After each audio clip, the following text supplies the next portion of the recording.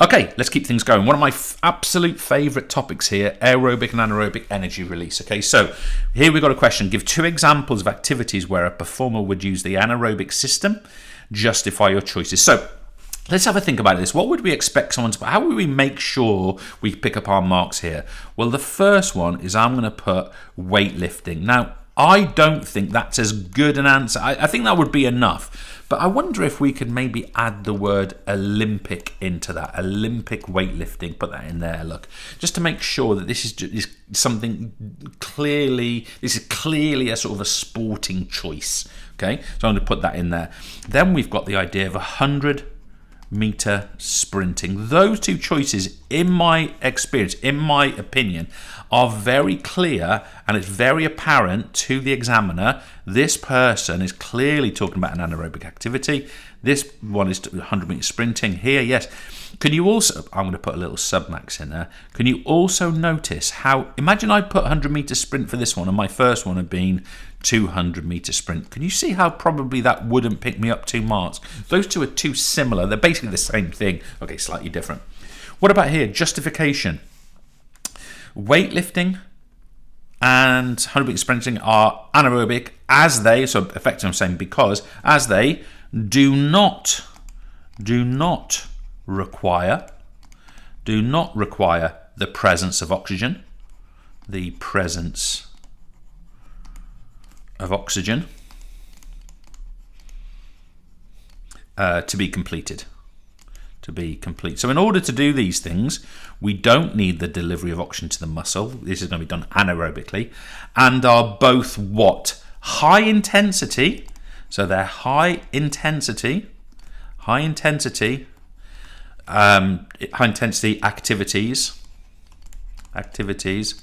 performed over a short period of time, or a short duration. I'll say short period of time. So a couple of things I want to do with my marking here, folks. So coming back, I actually think I've got too much of an answer here. So we do not need the presence of oxygen. That's going to get us a mark. Beautiful. Now we're saying it's a high intensity activity. That's going to get us a mark. And that's going to get us our max. And this short duration would also be potentially correct, but we don't get another mark. Why? Because we've already got our 4 out of 4 there. So what this person's done is they've made 5 points, haven't they? Now, this is something you can consider doing. In my classroom, I call this playing for a bogey. Now, if you don't know what this means, do not worry about it. It's not important, okay?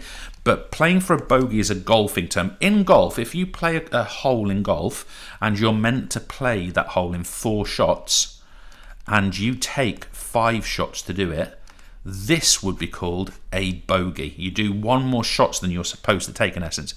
So you can play for a bogey. In other words, I've got 4 marks to make here. So I made 1, 2, 3, 4, 5 points. It's not a bad idea for ensuring you go far enough in your answers. If you want to, play for bogey. Okay, now I'll leave that up to you, and you can discuss it with your teacher whether that's a good mechanism for you or not. Now, with that in mind, I want to teach you a little bit about aerobic energy release. Now, not everyone has seen aerobic energy release done in this way, and my objectives are as follow, guys. I believe you guys doing this course, you're probably also studying GCSE biology down the corridor in your biology lab, right? That's probably the case. So I want to explain the system to you, okay? So in order for energy to be released aerobically, what do we need? Well, we need some reactants. And for us, we need glucose and we need oxygen. Now, just a couple of things.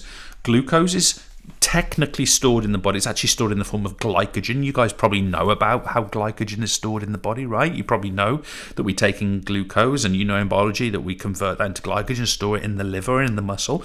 But we can break it down again and have glucose. If we've got oxygen present in the cell, then what we can do is we can release energy aerobically. So we take our glucose in the presence of oxygen, we break it down, and look, in breaking it down, we release a whole ton of energy, loads of energy we release. But we also produce 2 things. We produce carbon dioxide and we produce water, both of which are breathed out. Okay, so we can also sweat water, but carbon dioxide is taken to the lung and breathed out. Water can be breathed as water vapor or sweated. Okay, so the key thing here is look how much of an energy state has changed here. Lots of energy has been released, and we will be able to use this energy for long duration. Okay, so long duration Anything that goes on for a period of time, moderate intensity. Okay, so not the highest intensity, not something that is really explosive, but let's say a marathon, let's say an open water swim, let's say a triathlon, which there might be a sprint finish somewhere along those lines, and that would be an anaerobic, but here we're releasing lots of energy to have ongoing, long duration, moderate intensity activities. So I just want to throw in those experiences. Marathon, I'm going to say 800 meter, not running, swim. I'm going to say triathlon. I'm going to say road cycling. Okay, all of these are excellent examples of aerobic activities because they're long duration and moderate intensity. Now, when our anaerobic system, little summary for you here. I should have put this in here. So, what is our duration? Let's be specific with this. I've already said it's a long duration. Okay, and a nice way to think about this is it's greater than 1 minute. Now, I have a bit of a problem with this description. Your exam board and I don't completely agree on this. Well, your exam board and science don't completely agree on this, but we're talking about something that's greater than a minute. Now, I would prefer that say greater than 3 minutes, but generally long duration. What is the oxygen requirement? Well, this system is dependent on oxygen. Without oxygen, the aerobic system cannot release sufficient energy. Now, this is where things get interesting. We've also got an anaerobic system, so obviously this is not in the presence of oxygen. So what have we got as a reactant? This time, we've got glucose all by its lonesome. Not quite, we've got some enzymes in here. But glucose can be broken down to release, let's call it some energy. But it can be done immediately. Okay, immediately. And in that process, we release a bit less energy, but we do it immediately, but we produce this lactic acid as a product of the reaction. Now, this immediacy is really important. So it allows for high intensity.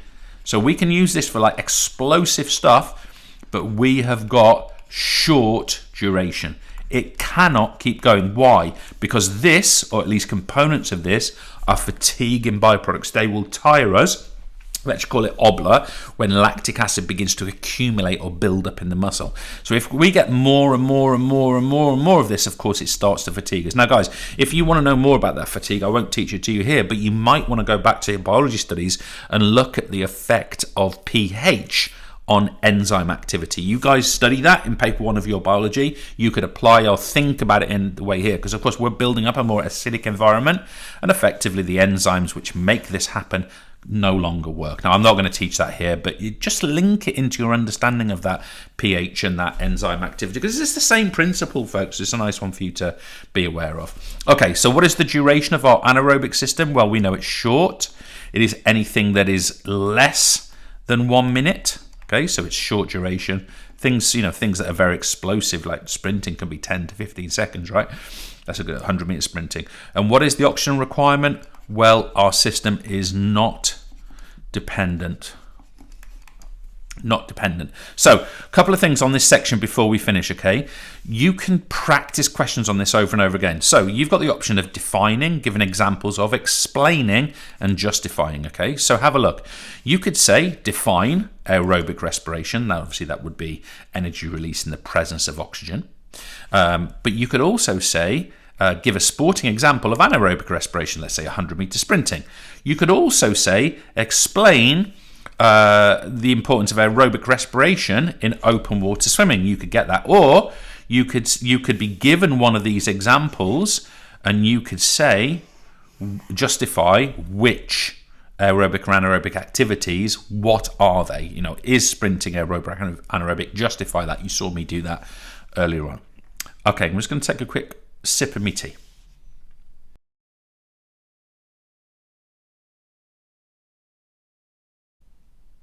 So let's keep the journey going. We're getting pretty warm in here. Hot topic 7, warm up and cool down. Everyone's favourite.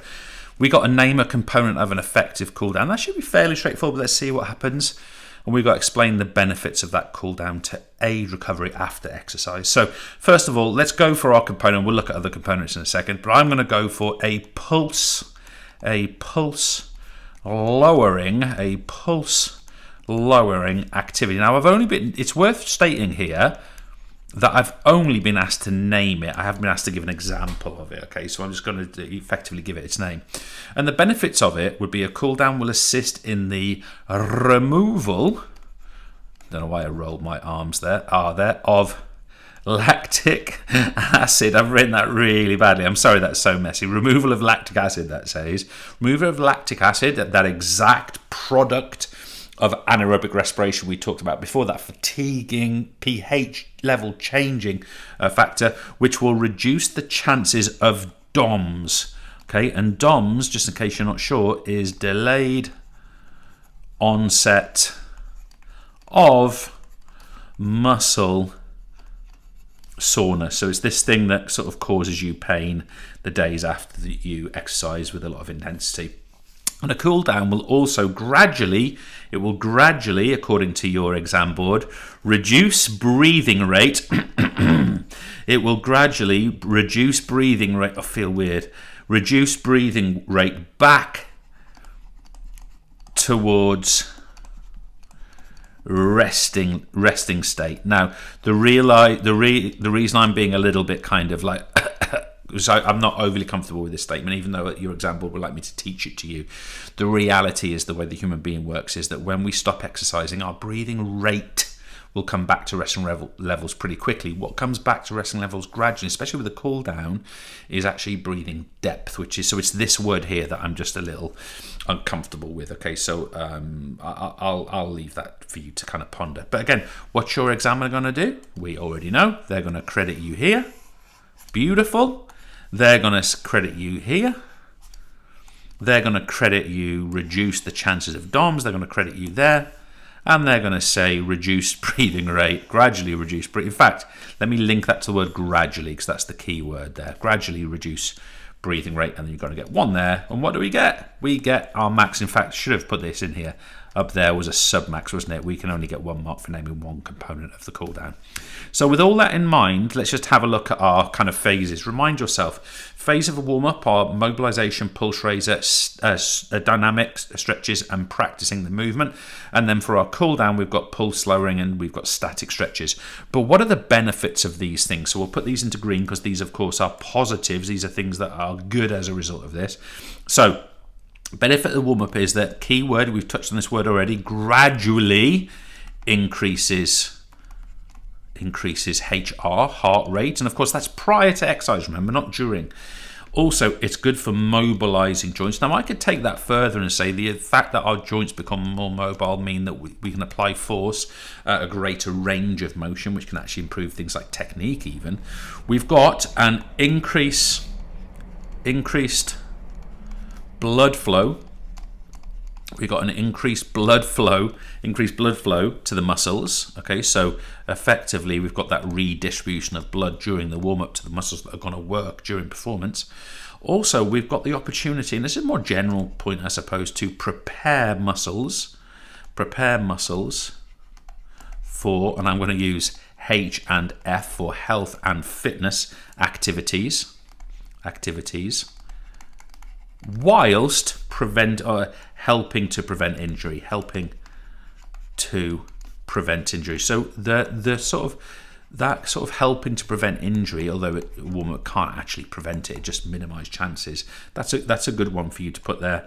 And then the last benefit is it aids mental preparation. One of the things that a warm-up does is it takes you out of kind of like your day-to-day kind of mindset into your sporting, your physical activity mindset, and of course a warm-up's really good for that. Okay, so again, what does a cool down do? It allows breathing rate to return to normal, because that wouldn't happen without a cool down. Breathing rate to return to normal. I know I'm being a bit cynical, guys, but I don't know. If you get a chance, next time you exercise, first of all, try and exercise to an intensity where your breathing rate will go up. You've got to work really hard. And secondly, after exercise, no matter how, you'd have to do your recovery really high rate. I think that should be about breathing depth. That's just my opinion. We're going to say here to gradually decrease heart rate. I'm happy with that point. That's fair enough. Gradually decrease heart rate. We're going to gradually reduce body temperature. I'll just put body temp. Now, guys, can I make a point here?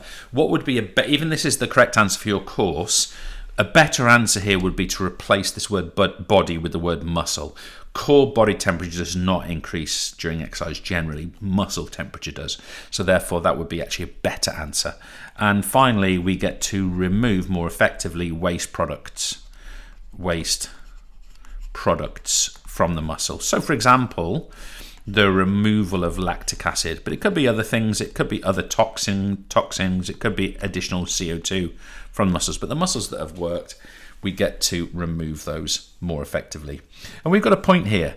It is possible that you could be asked to describe a warm-up or cool-down for a particular activity. How would a warm-up and cool-down vary if being done for a resistance training session compared to a rugby match? So let's just have a look. So we've got here, let's just do this for the warm-up for argument's sake, it's more detail. So for like a weight training session, we're going to use some things in the gym. So if we go back to our phases of the warm-up, guys, the mobilization for here, so we're going to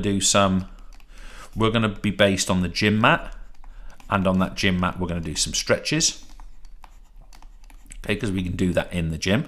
Then what we're going to do is we're going to do the pulse raiser, okay, the pulse raiser, and for our pulse raiser we're going to go and work on the static exercise bike for 5 minutes for argument's sake. We're then going to do some dynamic stretches, okay, and we're going to use some steps or some benches to do that because it's there in the gym. And then we're going to practice movement. So we're going to practice the movement. So we'd probably go and do some kind of whole body weight bearing exercise. We might do some things like some press ups. We might do some things like some squats because they tend to work the whole body, and that would be things that help us practice the movements that are going to be coming up.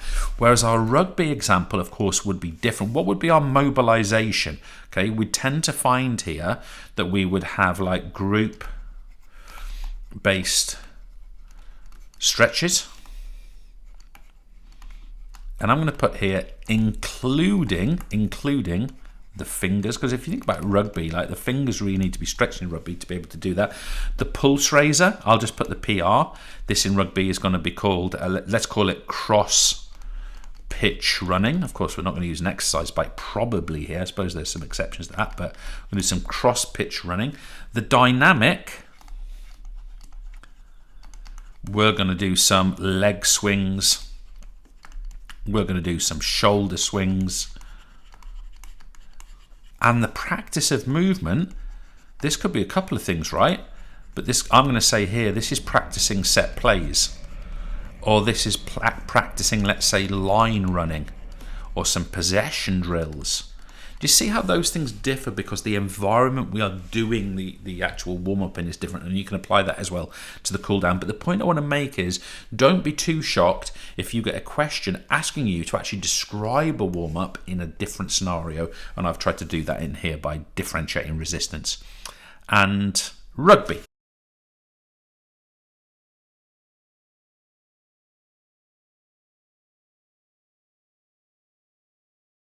Okay, let's keep things moving, folks. We're going to go on to muscular contractions or muscle contractions, and let's see if we can get into our answer here, folks. Let's see if we can get into our answer. Look closely at the image. A bit too close. I shouldn't have taken my shirt off of that photo. Identify the muscular contraction occurring at the bicep during the downward phase. So this is about the downward phase, and there's my arrow making it clear. Now, what percentage of students do you think look at this question and answer in the upward phase? 10% of students? 20% of students? Who knows? Be the one that recognizes that word and that arrow, make sure you answer in the downward phase. And we've got to justify, we've got to be able to say why our choice is the way it is.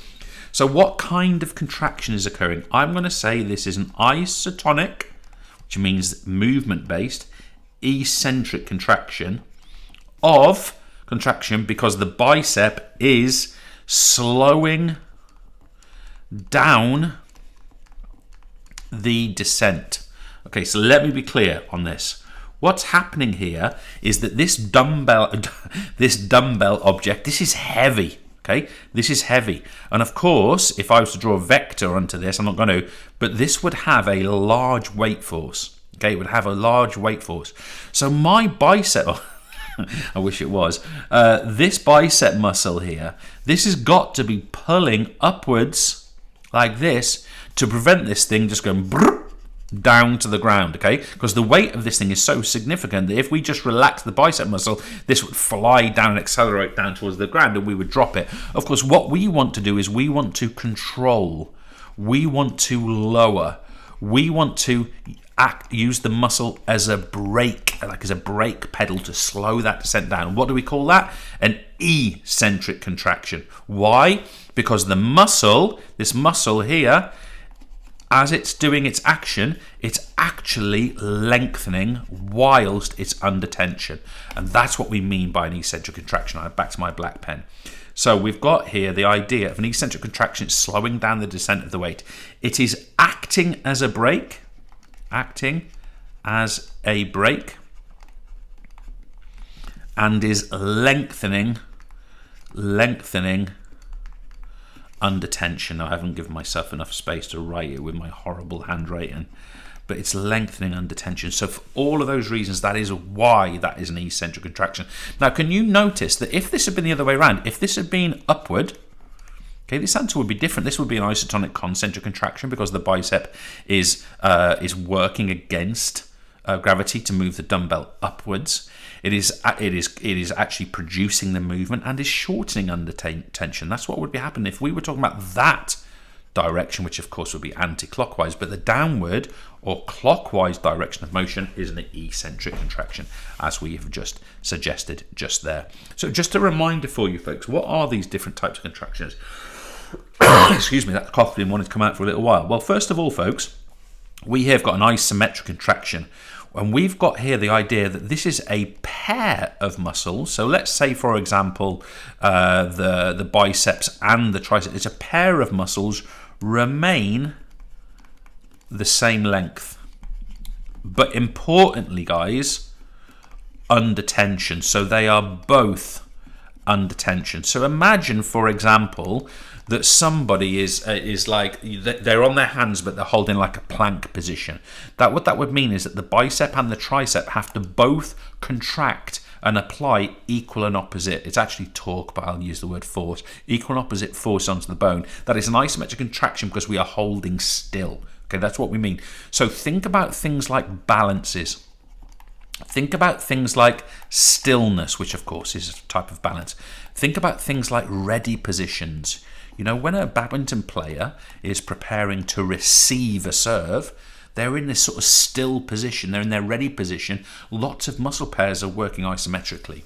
Now, we've got another type of contraction here, and they're called isotonic. This is movement-based. Okay, so it's movement-based as opposed to stillness. What is a concentric contraction? Well, the muscle shortens as opposed to an eccentric contraction where the muscle lengthens. But crucially, folks, in both cases, it's when the muscle is under tension. This is a really important point because if you think about it, a muscle that relaxes will lengthen, okay? But it is lengthening without tension. We are talking about lengthening and with tension, and that's eccentric. Concentric is shortening with under tension. Now, I don't have time to teach it to you here, but if we were in a classroom together, I would be talking to you about the golden rule of muscles. These things, these muscles, which I'm going to draw very badly here, they have a golden rule. They're basically useless. They can only do one thing. That's all they can do. And that one thing that they can do is pull in one specific direction. And that is why this has to be the case.